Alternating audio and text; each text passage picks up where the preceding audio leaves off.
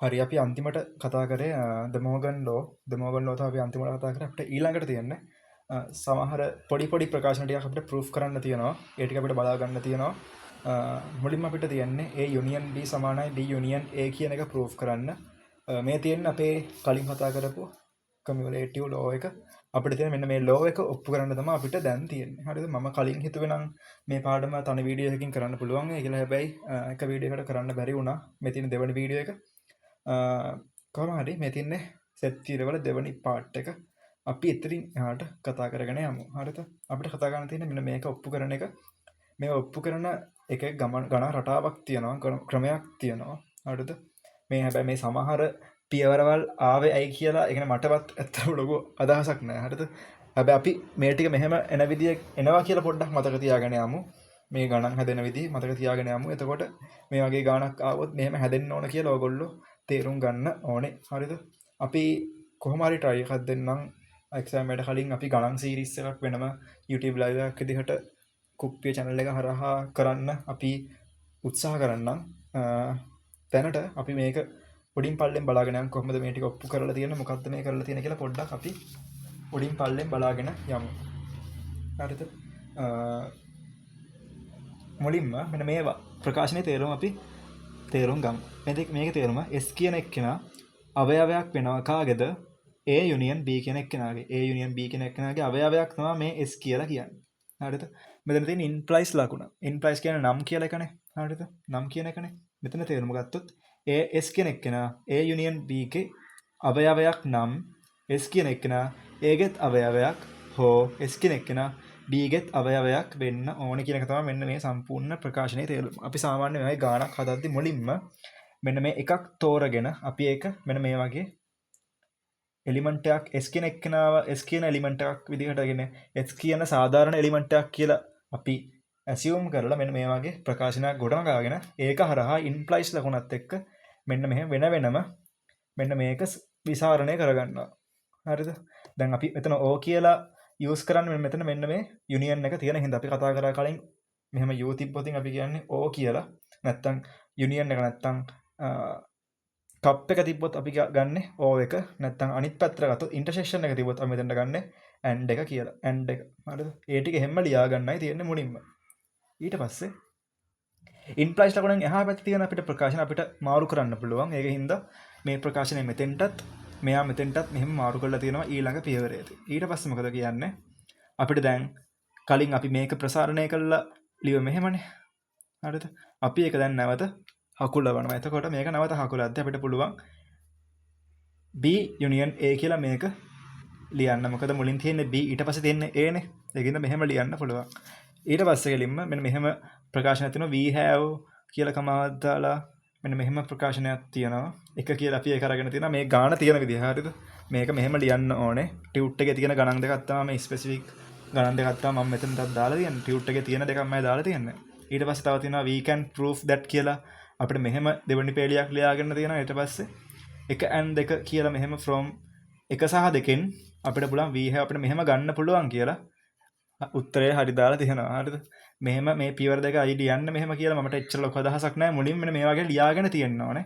ලියාගෙන තියාගන්න ඕනේ. ඊට පස්සේ මුලින්ම we have කියලා මෙහෙම ලියාගෙන ඒක අනිත් පැත්ත දාලා we can prove that වගේ දෙයක් දාලා මෙහෙම ලියාගෙන අපිට පුළුවන් අන්තිමට මෙන්න මේක ඒ අදාළ එක එනවා කියලා ලියලා යටින් ඉරි දෙකක් ගහලා මේක පෙන්වන්න. හරිද? ඔන්නෝම ක්‍රමයක් තියෙනවා. මේ පියවරන් දෙක ඇයි දාන්න කියලා මට එච්චර ලොකු අදහසක් නැහැ. දන්න කවුරුහරි ඉන්නවා නම් පොඩ්ඩක් මැසේජ් එකක් කමෙන්ට් එකක් දාන්න. මෙහෙම ලියන්නේ ඇයි කියලා. කොහොම හරි මෙන්න මේ පිළිවෙල මෙහෙම එකක් එනවා කියලා පොඩ්ඩක් මතක තියාගෙන ඉන්න. අපිට ඊළඟට තියෙනවා A යුනියන් P අපිට ඊළඟට තියෙන්නේ A යුනියන් B වරහන් ඇතුළේ B යුනියන් C සමානයි A යුනියන් B වරහනෙන් පිට C. හරිද? මේ තියෙන්නේ අපි කලින් කතා කරපු associative law එක. associative law එක තමයි දැන් අපිට මෙතන පෙන්වන්න ප්‍රූෆ් කරන්න තියෙන්නේ. හරිද? කලින් කතා කරා වගේ මුලින්ම මේ එක පැත්තක් අපි තෝරගෙන මුලින්ම S කියන එක්කෙනාවත් ගාවගෙන මෙන්න මෙහෙම S කියන එක්කෙනා මෙන්න මේකේ අවයවයක් කියලා මුලින්ම අපි ලියා ගන්නවා. ලියාගෙන අරක කලින් වගේම අපි දැන් මේකේ මේ යුනියන් එකෙන් දෙපැත්ත තියෙන දෙක දැක්ක. යුනියන් එකෙන් දෙපැත්ත තියෙන දෙක වෙන වෙනම S ගේ අවයව කියලා මෙන්න මේ විදිහට කලින් මේ වගේ දා ගන්නවා. S කියන එක්කෙනා අවයවයක් වෙනවා මේ A කියන එක්කෙනාගේ. ඒ වගේම S කියන එක්කෙනා අවයවයක් වෙනවා B යුනියන් C කියන එක්කෙනාගේ. අන්න ඒ වගේ වෙන වෙනම එකම රටාවට තමයි ගණන් ටික ගන්න. හරි දෙකයි මම කිව්වේ මේ එන විදිහ පොඩ්ඩක් මතක තියාගන්න කියලා. එතකොට ඊට අමතරව එන්න විදිහක් නැහැ. මොකද එහෙම එනවනම් ඒ ගණන් ටික වෙනම ටියුට් එක දෙන්න ඕනේ. හරිද? ඒකින් හින්දා මෙන්න මේ පිළිවෙල මතක තියාගෙන ඉන්න. මෙහෙම තමයි ගාන හැදෙන්න කියන එක. එතකොට අපිට මං කලින් කිව්වා වගේ මෙන්න මෙහෙම තිබ්බන් පස්සේ Aට වෙනමත් අරගෙන නැත්නම් B යුනියන් C ට වෙනමත් අරගෙන මැදින් අපි O එකකින් මේක සම්බන්ධ කරලා මෙන්න මෙහෙම පළවෙනි ප්‍රකාශනයක් අපි ගොඩනගා ගන්නවා. දෙවන එකේ බලන්න. දෙවන එකේ මෙන්න මේ වගේ එකක් තියෙනවානේ. අපිට ඒකත් පුළුවන් ප්‍රසාරණය කරලා ලියන්න. විසුරුවල ලියන්න පුළුවන්. ප්‍රසාරණය කරලා ලියන්න පුළුවන් මේකත්. ඒකින් හින්දා අපි දෙවනි පියවර යටතේ මෙන්න මේකත් ප්‍රසාරණය කරලා ලියනවා.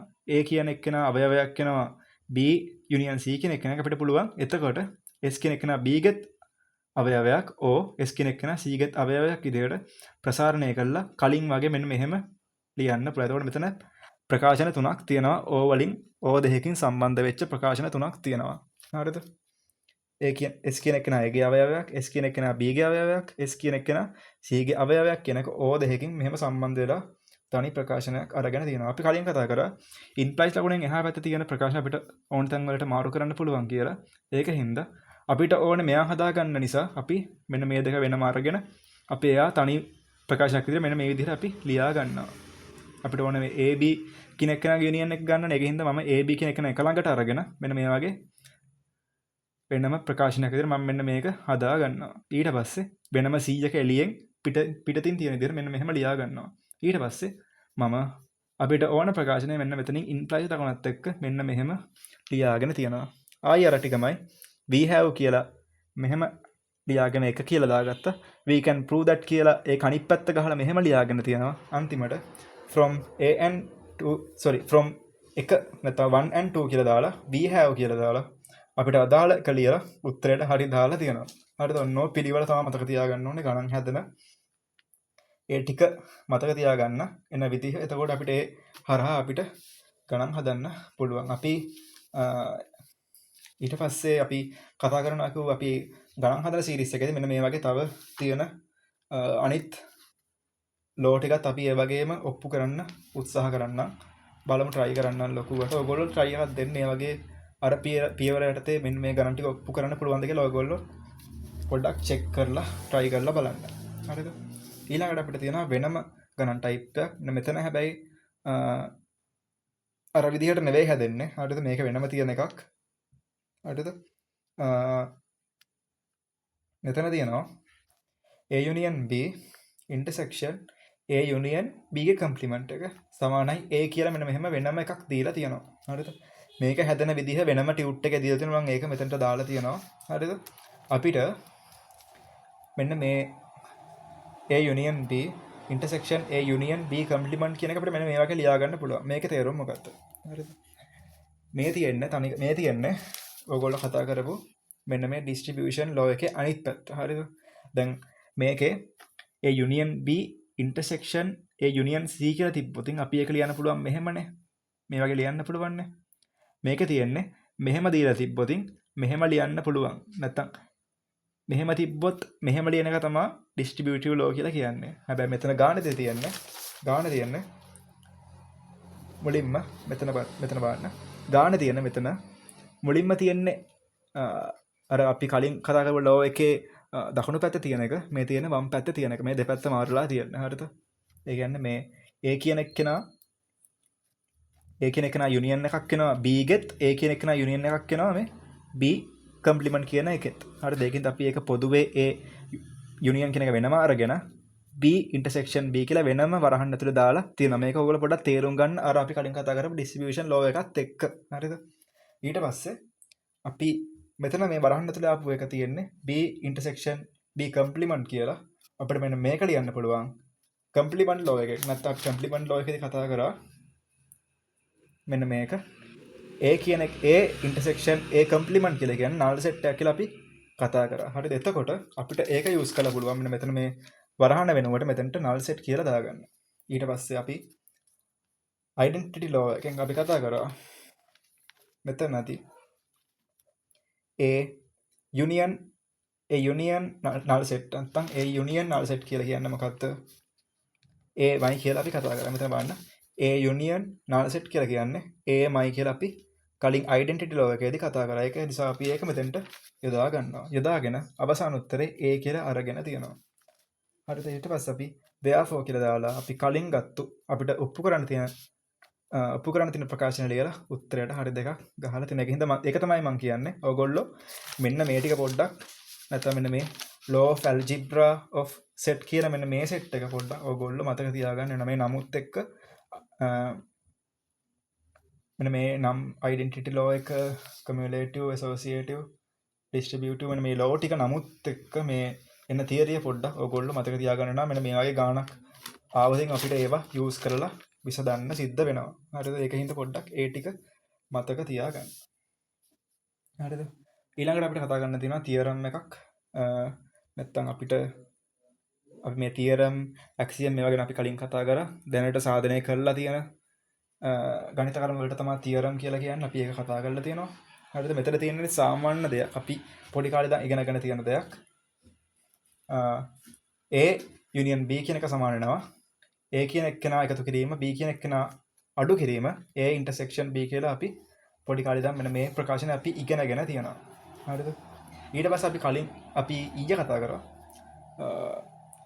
අපේ maths 1 එක අපි කතා කරා කලරි කියලා වචනයක්. හරිද? ඒකේ තේරුම තමයි තියරම් එකකින් නැත්තම් ප්‍රධාන අපි සාධනය කරපු දෙයකින් අපි භාවිතා කරන නැත්නම් අපි යොදා ගන්න පොඩි ගණිත කරුණු. හරිද? පොඩි ගණිත කර්ම වලට අපි කියනවා කොල්ලරි කියලා. ඒක නිසා අපි මේකේ කොල්ලරි 1 එක අරගෙන තියෙනවා. ඒකේ තේරුම මෙතන බලන්න. if A and B are disjoint. හරිද? A and B are disjoint. ඒ කියන්නේ A ට සහ B ට පොදු අවයව නැහැ කියන එක තමයි මෙන්න මේකේ තේරුම. පොදු අවයව නැත්නම් හරිද? A ට සහ B ට පොදු අවයව නැත්නම් අපි ඒක සලකුණු කරනවා මේ වගේ A intersection B සමාන null set. ඒ කියන්නේ A ට සහ B ට පොදු අවයව නැහැ කියන එක තමයි මෙන්න මේක තේරුම. හරිද? ඉෂ්ටට් වලට අනුව නම් අපි මේකට කියනවා mutually exclusive කියලා. හරිද? mutually exclusive නම් අපිට පුළුවන් addition law එක ඔයගොල්ලන්ට මතක ඇති. අපි මුලින්ම කතා කරපු පාඩම addition law එක union එකක් තියෙනවා නම් අපි එකතු කිරීමක් කියලා කතා කරා. අපි මෙතන තියෙන්නේ intersection එක නැත්තම් කප් එකක් හැට් එකක් නම් තියෙන්නේ. අපි කතා කරා ඒක multiplication එක නැත්තම් ගුණ කිරීමක් එන්නේ කියලා අපි කලින්ම ස්ටට් වලදී කතා කරා. ඒක හින්දා මෙන්න මෙහෙම A intersection B එක null set එකක් ගන්න නැත්නම් මේක mutually exclusive නම් ඒ කියන්නේ A ට සහ B ට පොදු අවයව නැත්නම් අපිට පුළුවන් මෙන්න මේ වගේ A union B කියන එක NA ධන NB කියලා වෙන වෙනම ලියන්න. අපි මේවා කතා කරලා තියෙන දේවල් ඒකින්ද ඔයගොල්ලන්ට මතක ඇති කියලා මම හිතනවා. හරිද? ඊට පස්සේ මෙතන ගත්තොත් දෙවැනි එක අපි මෙතන අරගෙන තියෙනවා. මෙතන තියෙන අර තුනක් තිබ්බොත් කොහොමද කරන්නේ? කියන්නේ A union B union C වගේ මෙහෙම තුනක් තිබ්බොත් කොහොමද මේ වගේ ගාණක් ප්‍රසාරණය කරන්න කියලා තමයි මෙතන තියෙන්නේ. හරිද? මෙතනදී ABC කියලා කියන්නේ මේ mutually exclusive කියලා මෙතන සඳහන් කරලා නැහැ. හරිද? mutually exclusive නම් එන්නේ NA NB NC NA එකතු කිරීම NB එකතු කිරීම NC කියන එක විතරයි mutual exclusive නම් නැත්තම් A and B and C disjoint නම් එන්නේ මෙන්න මේ ටික විතරයි මේ ගානට. හරිද? තේරුණාද? ඒ කියන්නේ A B C කියන එකේනා disjoint නම් ඒ කියන්නේ A ට සහ B ට සහ C ට පොදු අවයව නැත්තම් අපි කෙලින්ම ලියන්නේ මෙන්න මේ ටික විදිහට. හරිද? මේ ගාන සඳහන් කරලා නැහැ disjoint කියලා. ඒක හින්දා අපි මේක ප්‍රසාරණය කරන විදිහ දැනගෙන ඉන්න ඕන, මතක තියාගන්න ඕන. හරිද? එන්නේ කොහොමද? NA NB NC එකතු කිරීමත් එක්ක ඒ තුන තියෙනවා. ඊට අමතරව අඩු කිරීමක් විදිහට මේ එකිනෙකාගේ ඉන්ටර්සෙක්ෂන් A B ත් එක්ක ඉන්ටර්සෙක්ෂන් එක A C ත් එක්ක ඉන්ටර්සෙක්ෂන් එක ඊට පස්සේ B C ත් එක්ක ඉන්ටර්සෙක්ෂන් එක ඒ ඔක්කොම අරගෙන ඒවා මොකද කරලා තියෙන්නේ? අඩු කරලා තියෙනවා. අඩු කරලා අන්තිමට මොකද කරලා තියෙන්නේ? මේ ඔක්කොමගේම ඉන්ටර්සෙක්ෂන්. අපි මේ ප්‍රශ්නේ අහන්නේ ඔක්කොම වල යුනියන් එක නැපෙන් අහන්නේ. අන්තිමට ඔක්කොම වල ඉන්ටර්සෙක්ෂන් එක එකතු කරලා තියෙනවා. මෙන්න මේක චුට්ටක් මතක තියාගන්න.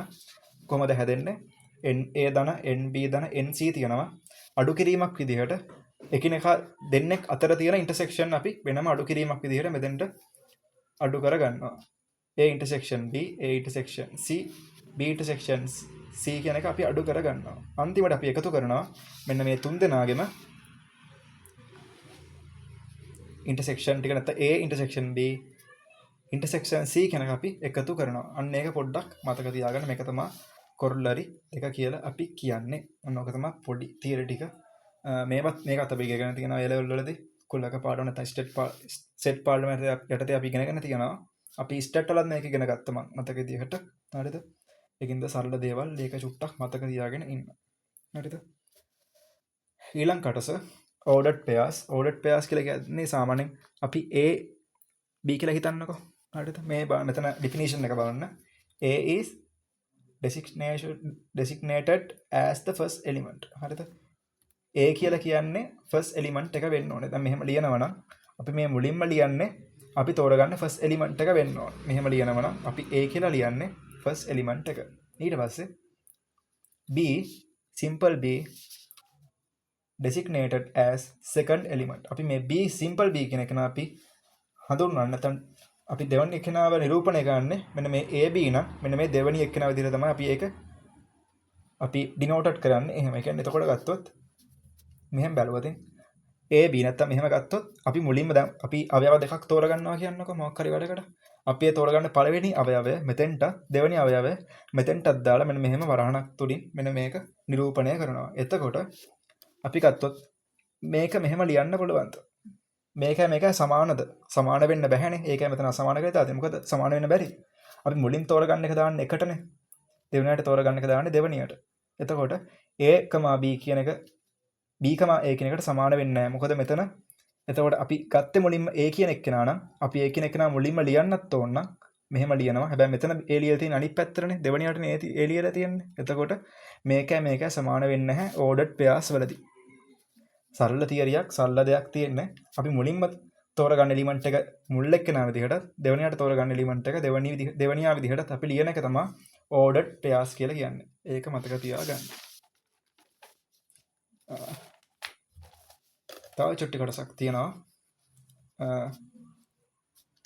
Cartesian product of two sets. හරිද? අපි මේ කලින් කතා කරපු දෙයමයි තියෙන්නේ. A B කියලා තියෙනවා. අපි මුලින් තෝරගන්න එක්කෙනා A දෙවෙනියට තෝරගන්න එලිමන්ට් එක B. එහෙම තමයි මේක තේරුම.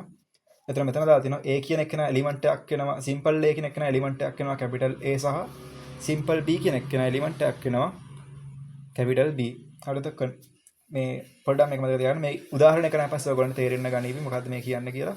අපි එන්නේ මේක denoted කරනවා. A ගුණ කිරීම B නැත්තම් මෙන්න A ගුණ කිරීම කියන්නත් බෑ මෙතන. හරිද?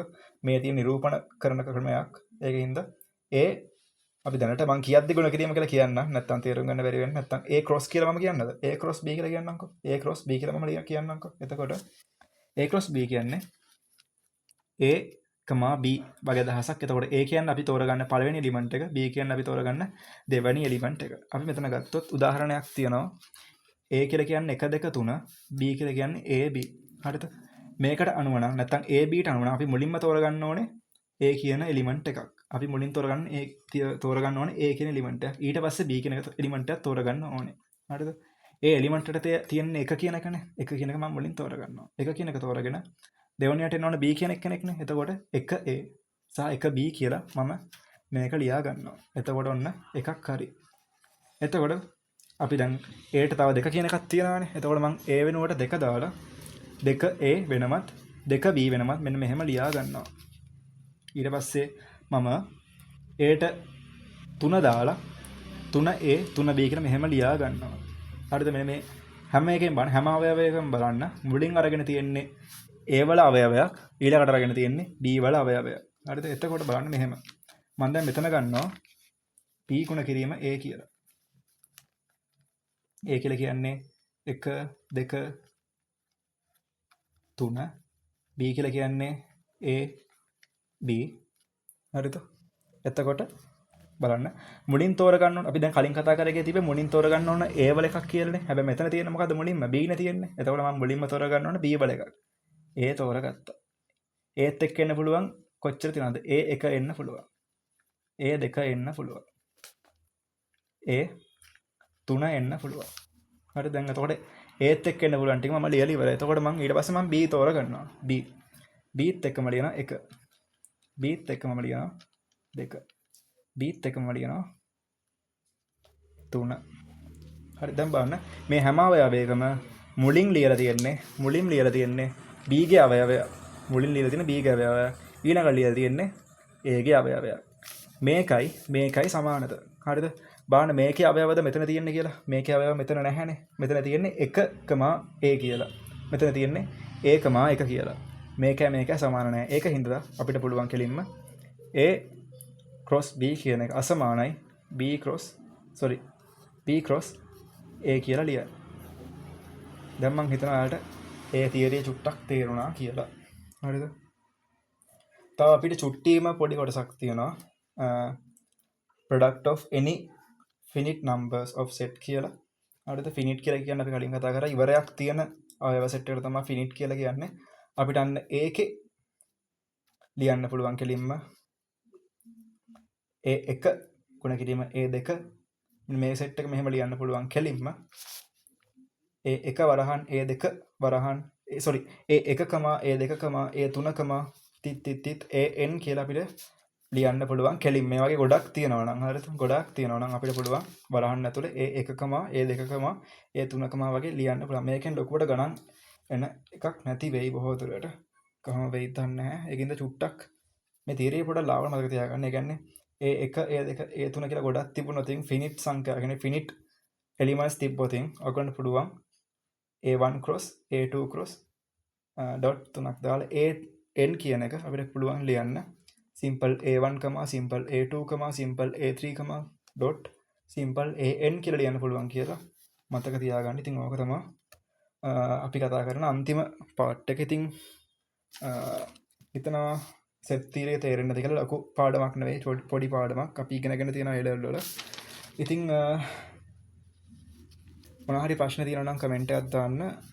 අර මම අර කලින් කියපු මෙන්න මේ ටික කොහොමද එන්නේ කියලා ඔයගොල්ලන්ට පොඩි අදහසක් තියෙනවා නම් මේ වෙන්නේ ඇයි මෙහෙම දාන්නේ නැත්තම් මේ ගාන හදන විදිහ නැත්තම් මොකක් හරි වතන අවුලක් තිබ්බනම් මොකක් හරි ඒ කමෙන්ට් එකක් දාන්න. ඒක මට සහ මේක බලන අනිත් කට්ටියට වැදගත් වේවි. ඒක හින්දා කට්ටිය වීඩියෝ එක ලයික් එකක් දාන්න, කට්ටියට ෂෙයා කරන්න, යාළුවන්ට සබ්ස්ක්‍රයිබ් කරන්න channel එක.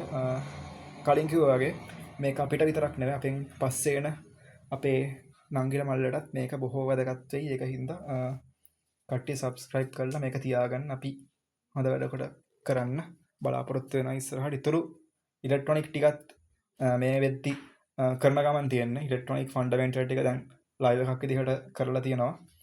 ඒක දාලා තියෙනවා. ඒකේ පාර්ට් දෙකක් තියෙනවා. එක පාර්ට් එකක් ලයිව් එකක් විතර ඊයේ කරා. ඒකේ දැන් වීඩියෝ එක දැන් අප්ලෝඩ් කරාවි තව සුළු මොහොතකින්. ඒක පාර්ට් 2 එකත් අද උදේ වීඩියෝ කරා. ඒකත් ඔයගොල්ලන්ට බලා ගන්න පුළුවන් වෙයි. ඊට අමතරව ඔයගොල්ලන්ට ඩිජිටල් ඉලෙක්ට්‍රොනික වල අපිට නම්බර් සෙට්ස් තියෙනවානේ. අපිට කතා කරන බයිනරි, ඔක්ටල්, හෙක්සාඩෙසිමල් අන්න ඒ ටිකත් ඔයගොල්ලන්ට වීඩියෝ එකක් විදිහට